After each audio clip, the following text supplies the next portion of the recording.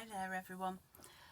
It's been a while since I've done one of these, since I've recorded anything, and I've had quite a number of decks of cards arrive because, as people know, anybody who watches my channel or watches my Facebook page knows I do collect cards. I really enjoy the artwork on them, reading about the different ways that people have created them, the different things that have inspired people to come up with these cards. So I have got some here that I would like to review. So first deck that I've got is the newest Seasons of the Witch deck. This deck is part of a collection. I've been collecting them for a while now, since the first deck came out. I'll just move some of these cards around. So I've been collecting them since the first deck came out, and they are every deck that I've got from this collection by Lorraine Anderson and Juliet Diaz has been phenomenal, been absolutely gorgeous. The quality has been outstanding, and I'm happy to say this deck again is not a disappointment. This is a deck that is published by Rockpool Publishing, as you can see. Comes in a two-piece box. It's very well made. It is all about celebrating the autumn equinox, looking at the different energies that are around at that time of the year, and talks a lot about honouring the earth and celebrating the balance and the equilibrium, really, and the harmony that we have in our lives, or we aim to have in our lives. Sometimes it's a little bit hard to get that balance right, isn't it? So here we go. This is the unboxing. Gorgeous two-piece box. Each of the decks, by the way, that come as part of this collection, the Seasons of the Witch collection, all have a different colour theme as well. So this theme is orange, which you would expect with the autumnal theme. You can see that I haven't had it out properly to look at yet because I've still got the little leaflet in. As ever, comes with a gorgeous book. Talks about the different ways that you can use the cards, so as daily guidance, as reflection cards, as altar cards, intention cards. There's all sorts of different ways. Gone are the days of people thinking that they just use tarot cards or oracle cards to tell the future. Now there's so many different ways that, and if we tap into them instinctively using our intuition, we'll probably find even more different ways of tuning into the cards and working with them. But this book gives examples of spreads, goes through the different meanings of each spread, and then gets into the actual meanings of the cards. As ever, I absolutely love when a book has colour in it. I know that you've got the cards to look at, so you don't always need the colour pictures, but it's nice if you just sat looking at the book to be able to tune in a little bit better, see things a little bit more clearly. These cards all have different themes to them. There is the keywords, then there's an expression of what you can do, then a write-up about the card as well. And then it talks about things like this card, for example, card 4 is breath work. So it gives you examples of breath work and talks you through how to complete some breath work. Number 5 is cacao. So it has the keywords, but then goes into the description. And it's just a lovely book that has quite a lot of detail in it, which, to be fair, it's expected with these cards because, as I say, all of the other decks have all been such good quality. So that's the booklet that comes with them. Now to the interesting bit, the cards. So, as you can see, stunning foiled deck. The orange theme runs right the way through.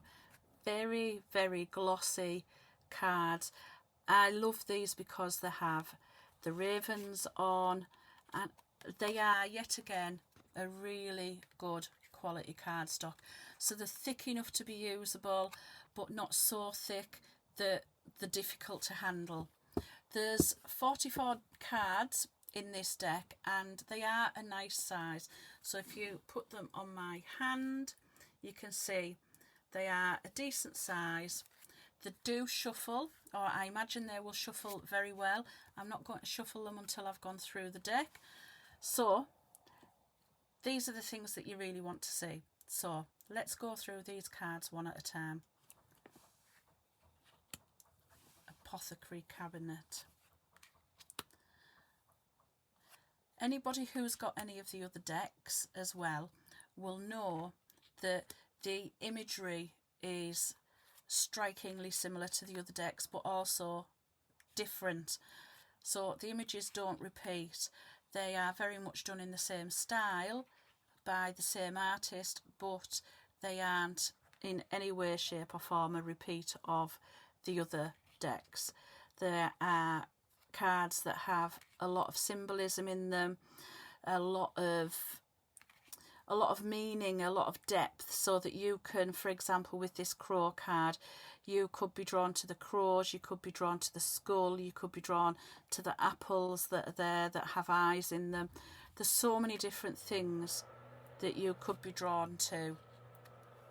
Lots of different elements to consider in the cards. I have to apologise now, because I'm hoping you can't pick up on the fact that my neighbour has started to cut their grass. If you have, I apologise.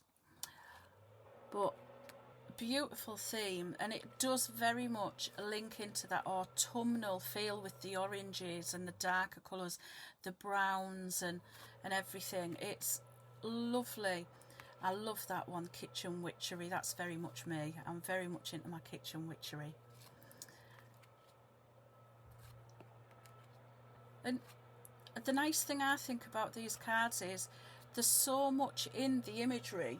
You don't necessarily have to be able to know the meanings of every single card as in the book.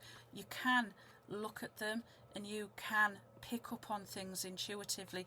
We will all, for example, have different feelings about what a star may mean or a lantern may mean. You know, we could all pick up on different things within these. So as you can see, really, really nice quality. Some really vivid colours that come out as well. I mean, this one's just wonderful, Tea Magic. And for anybody who does use magic at all in their daily lives, you'll be able to understand a lot of the symbolism in this. They are absolutely gorgeous. So that's our last card, the Wool card.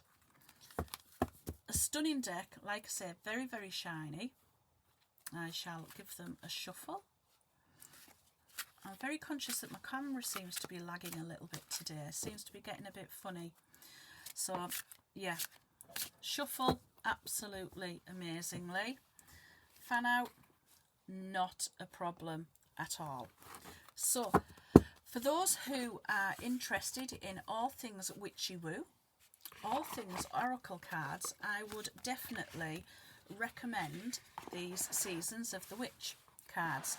However, I do say that with a little bit of a caveat, a bit of a warning, because if this is the first deck that you have bought of this collection, you will no doubt end up going out like I have and buying the rest of the collection. They are stunning, they are really nice quality, lots of symbolism on them. Again, published by Rockpool. The UK recommended price is $18.99. I think I actually picked these up slightly cheaper. I got them on pre-order, so I got these as soon as they came out. But a gorgeous deck, definitely worth investing in if you are into all things witchy woo and all things oracle cards. So thank you for watching and see you again soon. Bye bye.